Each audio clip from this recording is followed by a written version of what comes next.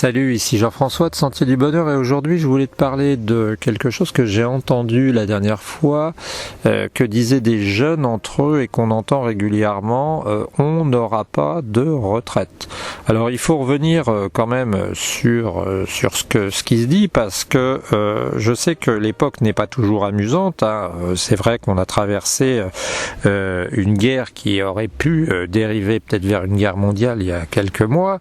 On est toujours dans l'inconnu concernant l'Ukraine et même si ça fait 6 mois, on a eu l'histoire du virus, on a des crises potentielles à répétition au niveau économique et en fait dans ces conditions-là, et même si les jeunes n'ont pas une vie facile, j'entends dire nous on n'aura pas de retraite, les jeunes n'auront pas de retraite.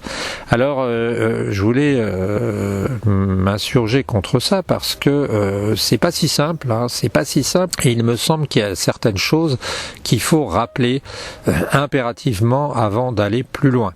La première chose, c'est que le monde n'a jamais été aussi riche. Hein, ça paraît bizarre, mais si tu lis des traités concernant la richesse du monde, la richesse de notre population, la richesse de notre civilisation, tu t'aperçois qu'au 19e, on a eu vraiment... alors je suis pas en train de défendre le 19e, parce que sous certains aspects, c'est un des pires siècles, mais on s'aperçoit qu'au 19e, on a eu vraiment une augmentation exponentielle des capacités de produire et une augmentation énorme des richesses. Ça veut dire quoi? Ça veut dire tout simplement que on est dans une situation où tout de même, le français moyen est beaucoup plus riche, possède beaucoup plus de choses, de matériel que n'en possédait son ancêtre ou ses arrière-grands-parents. Et ça c'est important à noter parce que souvent les gens ont l'impression que 1, il y a une crise et que 2, on peut rien y faire et que 3, on va mourir d'atroces souffrances. En fait la situation elle est pas si simple que ça parce que si tu vois ce que possèdent les Français, les jeunes Français moyens et la manière, les conditions dans lesquelles ils vivent, eh bien tu t'aperçois, si tu es comme moi, que tu as une 50aine d'années, tu t'aperçois que quand même il y a eu des évolutions et il n'y a pas grand chose de commun quand même au niveau de la richesse moyenne de ce que possède un Français de 20 ans et de ce que possédait un Français de 20 ans il y a 100 ans. Ça veut dire simplement qu'on a eu quand même une répartition relative des richesses et que jusque-là, je dis bien peut-être aussi pendant les années des 30 glorieuses et un peu plus tard, hein, pendant les honteuses comme on les appelle, eh bien on a eu quand même une création de richesse. Alors ce qui se passe par rapport à ça, c'est que cette création de richesse là en ce moment n'est pas en train de s'arrêter, mais ce qui se passe c'est que il y a une segmentation qui est en train de s'opérer, hein, je parle de ça pour la retraite, hein, parce que pour bien qu'on comprenne, il y a une segmentation qui est en train de s'opérer entre ceux qui finalement gagneront de l'argent et ceux qui ne gagneront pas d'argent. Hein, c'est ça qui est difficile à expliquer. Et je devais le faire sous forme d'un gâteau, mais je vais le refaire un de ces jours parce qu'il va falloir que j'y arrive. En fait, si tu veux, c'est comme si tu avais un gâteau à partager et que quand tu fais ton anniversaire, tu as 2 manières de partager ton gâteau. Tu as un gâteau qui est bien rond, tu vois, et tu as 2 manières fondamentales, ou alors tu le coupes à ma manière, c'est-à-dire tu coupes 8 parts par exemple, parce que par principe tu fais ce qu'on t'a appris à l'école, tu fais la croix latine et puis après tu coupes en travers, et puis ou alors tu vas découper suivant ce que les gens veulent. Et en fait, t'imagines un gâteau dans lequel tu dois faire 8 parts et t'as le choix. T'as le choix de faire 8 parts égales ou alors t'as le choix de faire, on va dire, deux très grosses parts, hein, qui vont utiliser les 3/4 du gâteau et puis les 8 autres parts dans le reste. Et c'est un peu ça qui est en train de se passer, c'est-à-dire que dans notre société par en gros l'apport ce qu'on appelle faussement le libéralisme, hein, puisqu'il n'y a pas vraiment de liberté, on est en train de créer quelque chose qui va faire que on a une segmentation, c'est ce que j'appellerais un peu le fil du couteau, hein, c'est-à-dire que quand tu as un couteau, ça va à droite ou ça va à gauche quand tu coupes, mais ça reste pas au milieu. C'est ça qui va se passer. Dans les années qui viennent, depuis quelque temps, on assiste à une fragmentation de la France en deux France, ceux qui vont avoir les moyens, que ce soit les moyens matériaux d'avance, que ce soit donc de l'argent, ceux qui vont avoir en même temps les connaissances, ceux qui vont avoir les réseaux, et puis de l'autre côté ceux qui vont être de la valtaille, de la chair à travailler, et qui vont être payés au lance-pierre. C'est pour ça que quand tu as des endroits très riches, par exemple comme les États-Unis, et comme par exemple des endroits à Miami où sévissait Epstein, il n'était pas fou, lui, par exemple, quand il disait qu'il voulait aller chercher de la chair fraîche pour ses besoins, il allait dans le quartier pauvre. Parce que, paradoxalement, c'est possible que deux quartiers, deux types de population vivent les uns à côté des autres sans se mélanger. Et ça, on n'en a pas trop l'expérience en France parce qu'on n'en a pas trop la culture. Alors, bien sûr, on a des moyens, des manières différentes de faire des États-Unis, mais on s'achemine vers ça. Alors quel est le rapport avec cette histoire de retraite ? Il faut rappeler aussi, dans le cadre de cette histoire de retraite, ma langue a fourché, il faut rappeler aussi comment fonctionnait le principe de la retraite. Parce que là, sur le principe de la retraite, il s'est passé quelque chose sur lequel, curieusement, personne ne revient. Personne n'insiste, qui est que la retraite a été mise en place après la Seconde Guerre mondiale, dans les années 45, comme la sécurité sociale, et que cette retraite, comme la sécurité sociale, a été mise en place d'un seul moment, l'idée géniale, parce qu'il y a des livres qui s'écrivent en ce moment sur les parallèles qu'on pourrait faire entre l'époque actuelle et l'époque de l'après-guerre, où finalement la France était ruinée, où elle a été où il y a eu des gens qui ont eu vraiment des initiatives très intéressantes, et le comité de la résistance avait décidé d'apporter une sécurité sociale et la retraite aux Français. Or, en fait, comme c'était un service, la difficulté intellectuelle, c'est que il aurait fallu que ces gens aient payé le service avant, entre autres à propos de la retraite. Et l'idée géniale de ces gens-là, mais qui était un peu une idée piège, a été de faire une retraite par répartition, c'est-à-dire de faire une retraite qui fonctionne sur le principe des travailleurs qui payent la retraite de ceux qui ne travaillent plus. Et le problème vient actuellement, d'après ce que j'ai compris et d'après ce que j'ai pu lire, bien entendu que le nombre de travailleurs étant plus réduit, le nombre de retraités étant plus important, on a un problème de retraite. Et de là, certains en ont déduit qu'on n'aura pas de retraite du tout. Eux n'auront pas de retraite du tout. Alors, de là aussi, là-dedans aussi, doit venir en parallèle l'idée que la France, quand même, a perdu de sa superbe au niveau économique. On n'est plus dans les 30 glorieuses, on n'est plus à une époque économiquement florissante, on a moins d'industrie et donc on aura moins de gens qui travailleront pour rémunérer. Alors moi je te dirais que ça fait des années, ça fait des décennies que je suis inquiet en entendant des choses comme ça. Ça fait des décennies qu'on entend parler de retraite, ça fait des décennies qu'on entend parler de crise. Et en fait, on arrive quand même, tant bien que mal, à faire des choses. Ce que je veux dire, c'est que j'aime pas ce terme de on n'aura pas de retraite, parce que ça veut dire que les jeunes sont forcés d'être complètement désespérés. Et c'est pas à mon avis la manière de fonctionner. Alors par rapport à ça, il y a des éléments de réflexion. D'abord, le premier élément de réflexion, tu sais, aux États-Unis, eux, ils ont un principe différent, qui est la retraite, tu connais, par capitalisation, c'est-à-dire que là-bas, on met de l'argent de côté, principalement sous forme d'actions, et on vit avec les actions.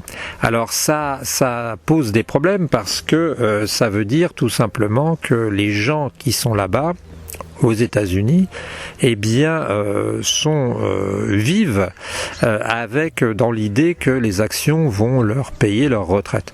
Or, en fait, c'est un problème aussi parce que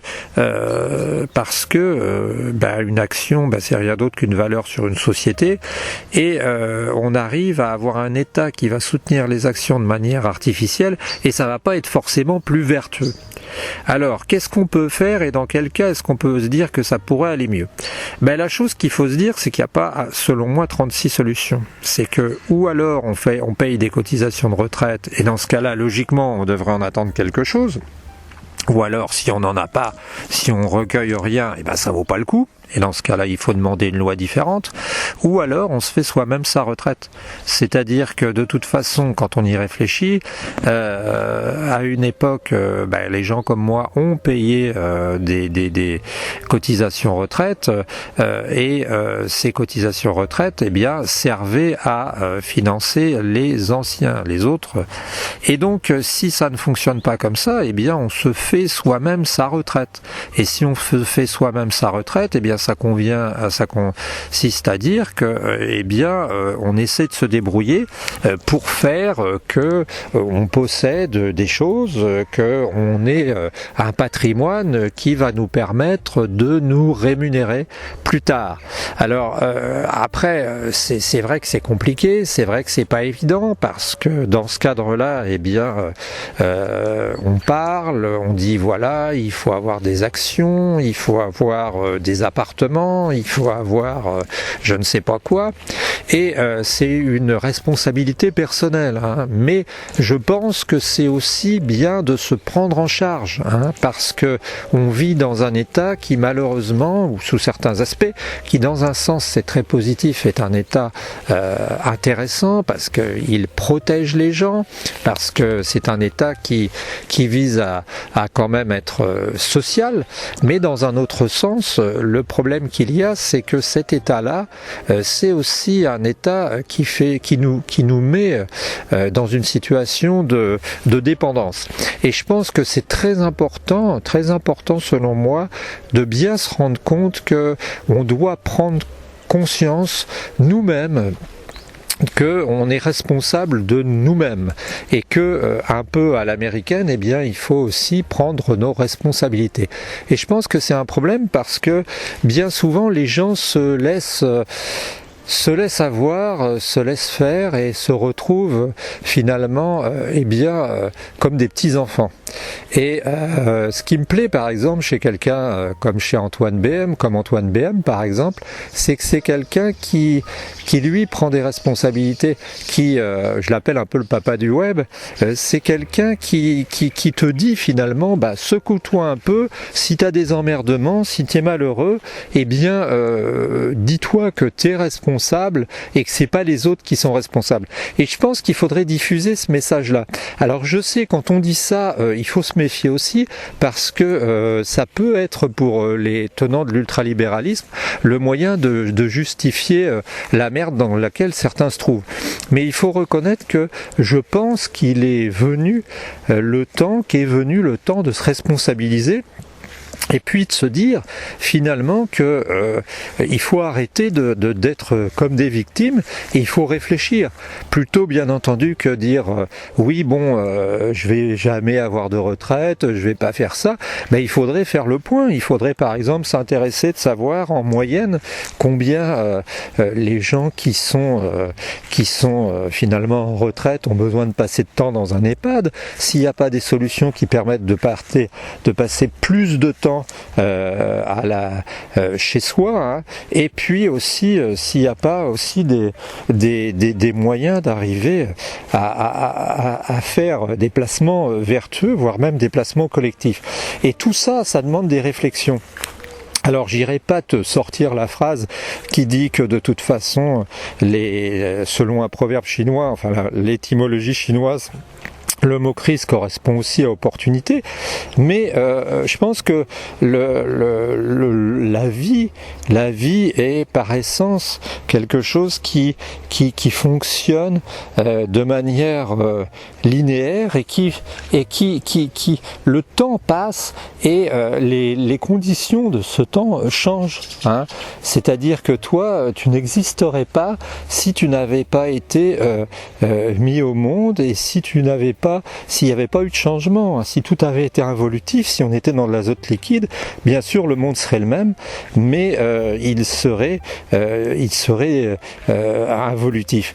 Et bien sûr que c'est pas évident, mais il faudrait pas non plus, concernant ce problème de retraite, considérer les 30 glorieuses comme une sorte de totem et dire, comme je l'ai entendu dire par certains jeunes, oui, les papy boomers sont responsables de tout. Les papy boomers, ils avaient vécu une époque aussi qui n'était pas forcément facile pour certains. Alors il y a eu ceux qui sont nés après la guerre, comme moi un peu, mais tardivement. Mais je ne pense pas, hein, et c'est pas une manipulation, je ne pense pas que le fait d'opposer les générations soit la solution. Je pense pas non plus que le fait de vouloir, on va dire, comme je te le dis, on n'aura pas de retraite, soit une solution. Je pense qu'il faut raisonner en se documentant, qu'il faut mettre de l'argent de côté, qu'il faut se responsabiliser, hein, parce que à une époque, quand c'était pas cher, eh bien, les jeunes se permettaient de ne pas acheter d'appartement, de vivre les mains dans les poches et en marchant avec les aides sociales. Je pense que maintenant il faut fonctionner différemment. On a un autre biais cognitif, un autre problème qui nous touche finalement maintenant, c'est aussi le fait que on a des modèles de réussite absolue, hein. On nous passe à longueur de temps devant nous des images de winners, hein, de gens qui gagnent, et on a l'impression que notre devoir c'est presque de gagner comme ça, hein. Combien je connais de jeunes qui se disent « Ah, Elon Musk c'est quand même quelqu'un, Bill Gates c'est quand même quelqu'un ». Oui, mais enfin, qui t'a dit que Bill Gates c'était le fils d'un super avocat international qui avait déjà des bureaux dans le monde entier? Qui t'a dit que la mère de Bill Gates c'était en fait une femme d'affaires qui était déjà introduite dans IBM, comme par hasard, où Bill Gates a vendu son système. Pas vendu, mais diffusé. Donc tu vois que c'est pas si simple que ça, et je crois que c'est pour ça qu'il faut en parler, c'est pour ça qu'il faut discuter.